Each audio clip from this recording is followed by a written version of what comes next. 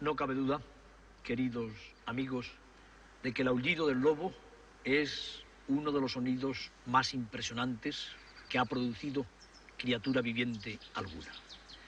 El aullido del lobo debió dominar en las noches y en los días durante milenios en toda la región holártica, es decir, en Eurasia y en Norteamérica. El aullido del lobo ponía el temor en el corazón de todas las presas de este gran carnívoro. Hoy apenas si se escucha ya el canto del lobo. Hoy no se conoce la voz del lobo más que en algunas grabaciones obtenidas por los científicos. Nosotros hemos tenido la fortuna de oír aullidos de lobos casi cotidianamente durante los 3 años largos que hemos dedicado a la filmación de esta especie. ¿Por qué aullan los lobos?, se pregunta la gente.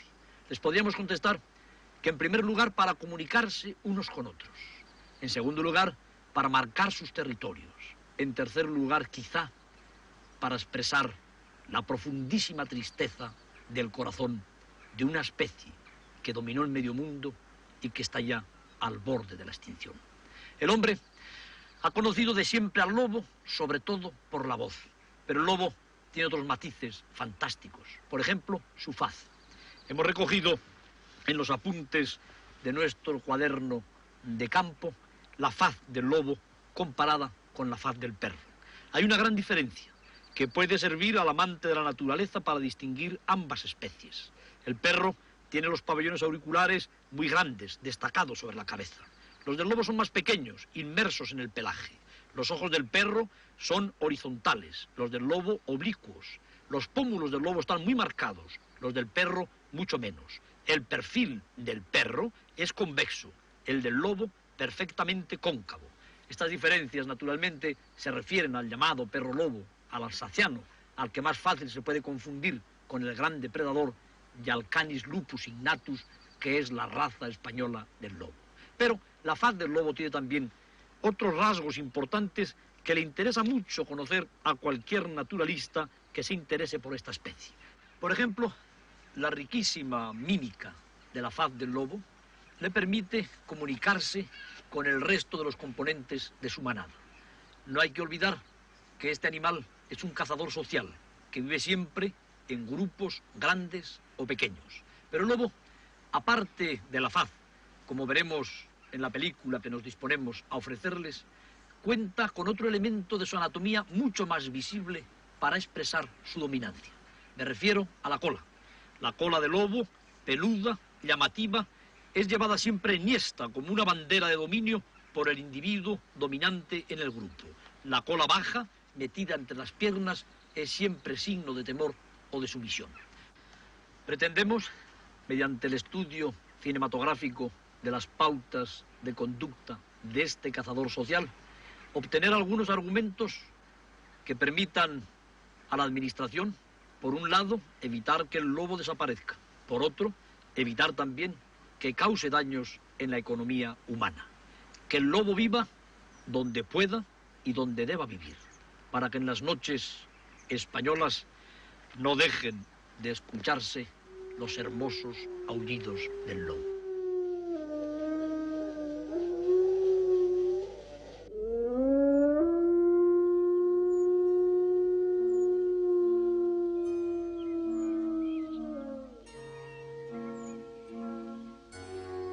El lobo ibérico, denominado por el famoso naturalista Cabrera Canis lupus signatus como consecuencia de la línea negra que tiene en las extremidades anteriores, es un hermoso animal de tamaño medio.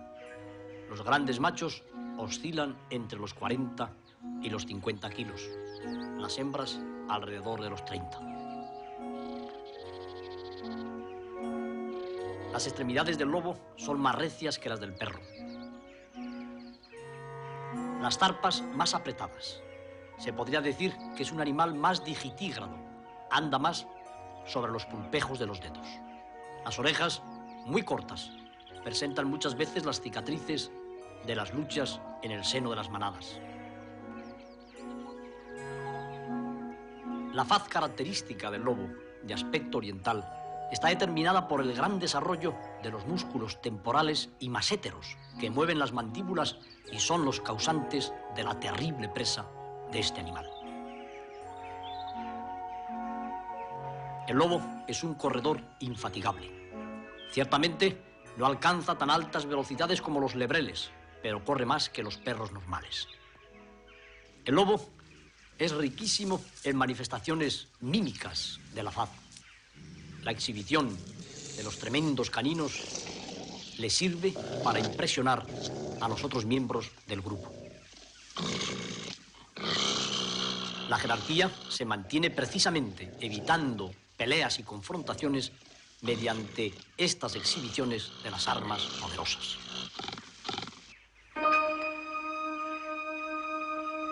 El lobo es un corredor infatigable, capaz de marchar por todos los terrenos. Han podido constatarse desplazamientos de más de 100 kilómetros para un lobo en solo 48 horas. Estas imágenes nos permiten comprobar que no hay perro capaz de correr con la armonía, la agilidad y la resistencia del lobo.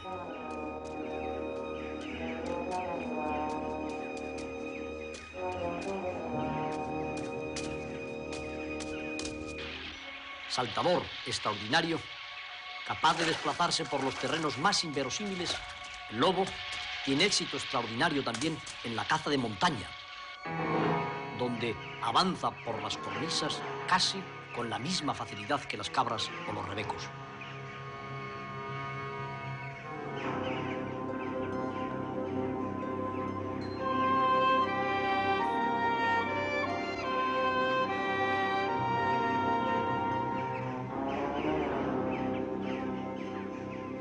Actualmente, la mayoría de los lobos españoles están refugiados en las serranías y en las montañas.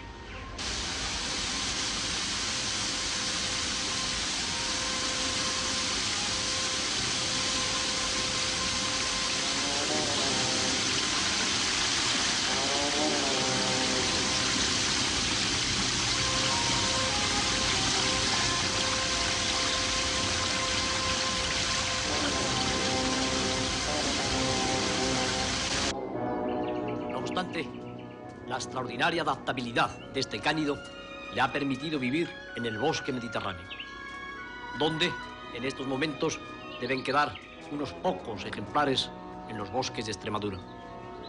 Algunas parejas también en Sierra Morena y quizá lobos aislados en el bosque mediterráneo de los montes de Toledo. El lobo ibérico prosperó también en la estepa. Quizá los últimos lobos esteparios prosperen en la provincia de Burgos y de Palencia.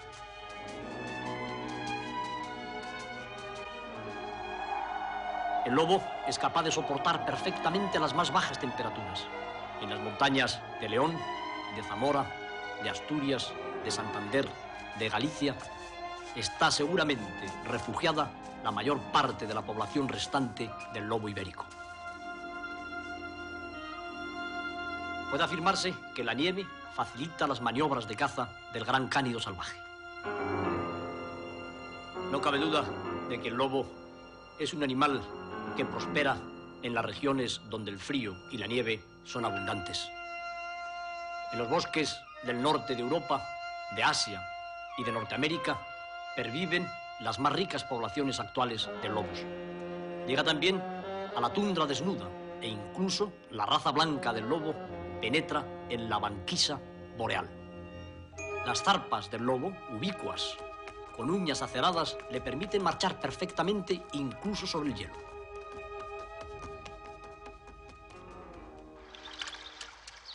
Pero el lobo, tan capaz de prosperar en la tierra firme, precisa el agua para beber con cierta frecuencia, como todos los perros conocidos por el hombre. Y no tiene ningún temor al líquido elemento. Puede nadar con la misma facilidad que los mejores perros de agua. Incluso, cuando algunas de sus presas se refugian en los ríos o en los lagos, los lobos nadan detrás de ellas para darlas muerte.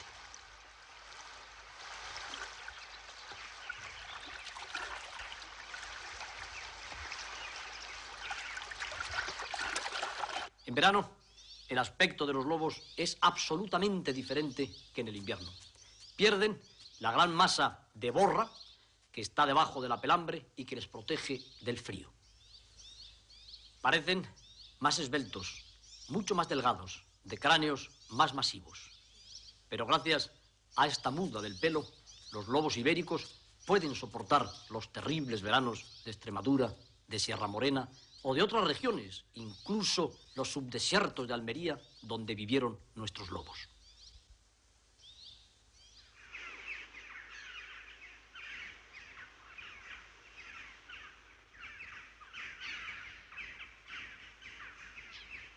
Entre las costumbres del lobo hay una que ha llamado la atención de todos sus observadores.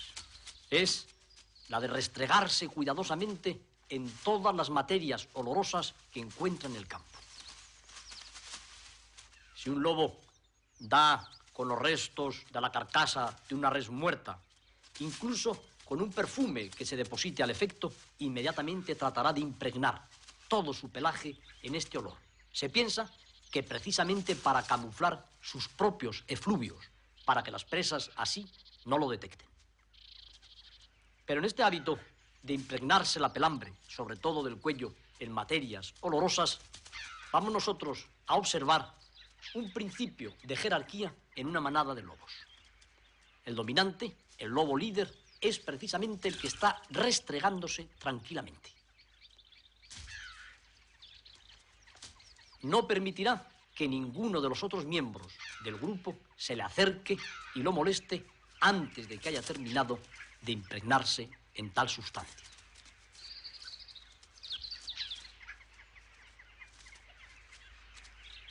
¿Cómo se establece la jerarquía en las manadas de lobos? A través de una serie de confrontaciones que generalmente no son cruentas. Se basan sobre todo en amenazas, en exhibición de los caninos y en erección de la cola por parte de los lobos dominantes.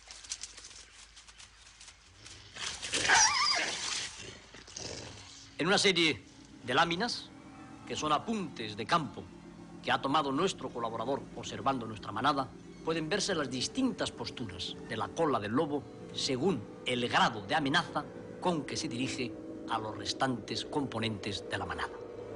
La cola entre las piernas, el cuerpo flexionado, expresa una actitud de sumisión. Volvemos ahora a la imagen real para comprobar la veracidad de estos excertos. Las expresiones de la faz del lobo fueron recogidas en unos estudios clásicos por Schenkel.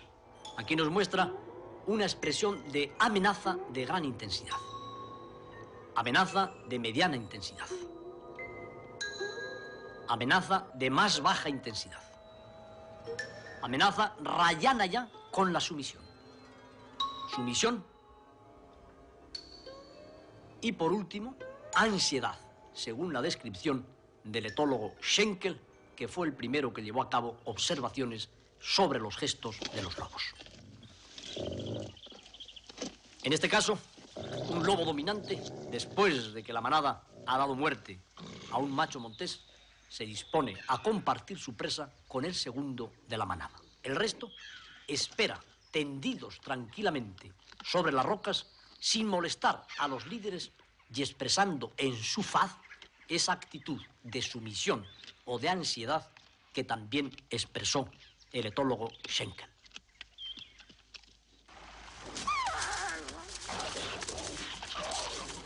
En este caso, se trata de una hembra de muflón que la manada de lobos acaba de capturar sobre la nieve. Nuevamente, vamos a comprobar cómo después del esfuerzo común, mediante un intercambio ligero de mordiscos, mediante una sencilla exhibición de los caninos y unos rugidos, va a ser el lobo dominante el que coma tranquilamente mientras los demás esperan. Mediante este sistema jerárquico, tan rígidamente mantenido en las manadas de lobos, en primer lugar, se evitan peleas fratricidas que hubieran conducido a la especie seguramente al exterminio. En segundo lugar, se consigue un racional reparto de las proteínas, ya que los lobos, cuando están saciados, dejan comer a los siguientes en rango. Evidentemente, esta jerarquía en las manadas de lobos es dinámica y ostentan las primeras posiciones los lobos más fuertes y más inteligentes. Hemos recogido también en nuestras láminas distintas fases de un enfrentamiento entre lobos. Se amenazan, se yerguen sobre los cuartos traseros y el lobo vencido puede aplacar siempre, inhibir la dentellada del lobo vencedor mediante estas sucesivas posturas de sumisión que son capaces de aplacar la ira del vencedor en el combate.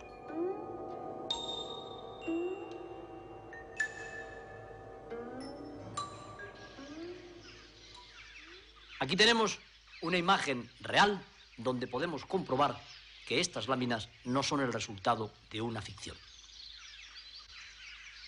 Ha tenido lugar un combate en la época prenupcial en una manada de lobos. El lobo vencedor tiene a sus pies al lobo vencido. No lo muerde, pero tampoco se aparta de él. La loba parece como si quisiera consolarle. Pero la loba, en definitiva, lo que pretende es llevarse al líder, llevarse a su galán. Este está sufriendo una tremenda tensión entre sus obligaciones de jerarquía, de mantener su puesto en el escalafón, o sus obligaciones en el estatus reproductor, seguir a la loba.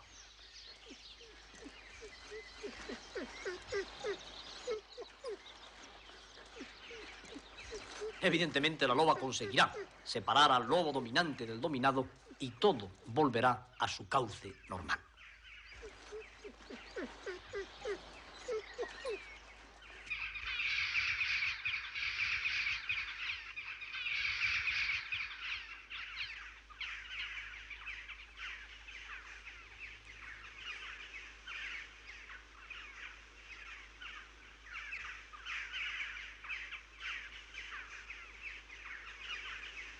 Precisamente en las épocas nupciales que tienen lugar durante los meses de febrero y de marzo, son frecuentes las querellas entre los machos de una manada.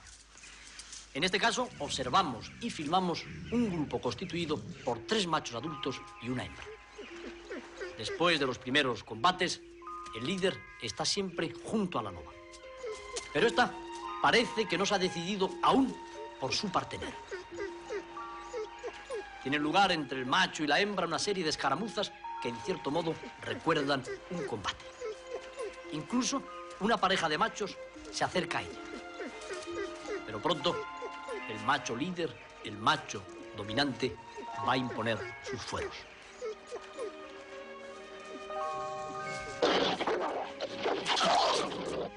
La cola enarbolada, como sabemos, es precisamente la demostración por parte del lobo dominante de su posición privilegiada.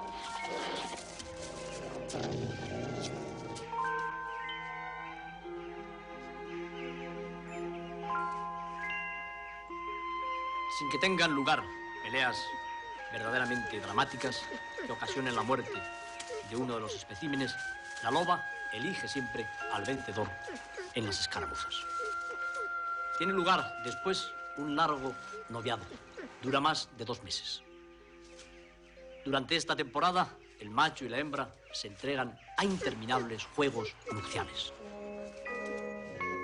El resto de los lobos permanecen en continua tensión y no dejan de seguir a una cierta distancia a los privilegiados novios.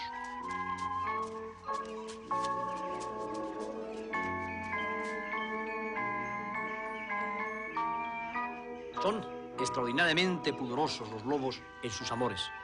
Pudimos comprobar que trataban de separarse siempre de los otros 2 machos y que se ocultaban en las partes más recónditas y salvajes de la cárcava. Las caricias entre las parejas de lobos enamorados son interminables.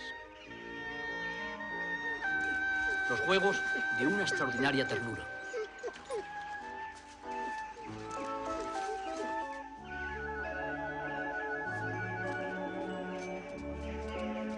La hembra, que en esa época tiene más abultados los órganos genitales, emite un olor capaz de atraer a los machos a kilómetros de distancia.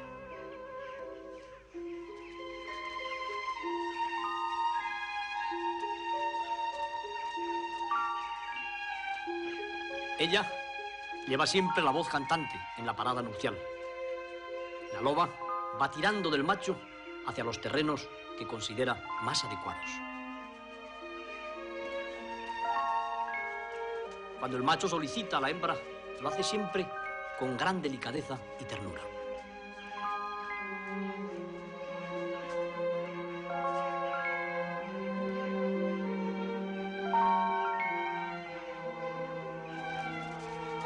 Durante días y días recorrerán su territorio, cazarán juntos, irán a los secretos abrevaderos.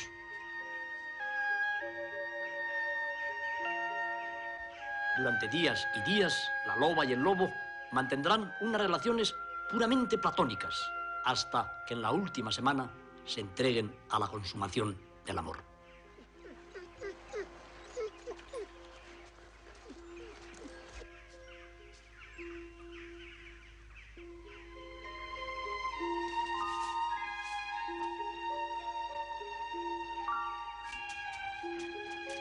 Dos meses más tarde, vendrán al mundo los pequeños gordezuelos y negros lobeznos. Pero este, amigos, será tema para el próximo capítulo.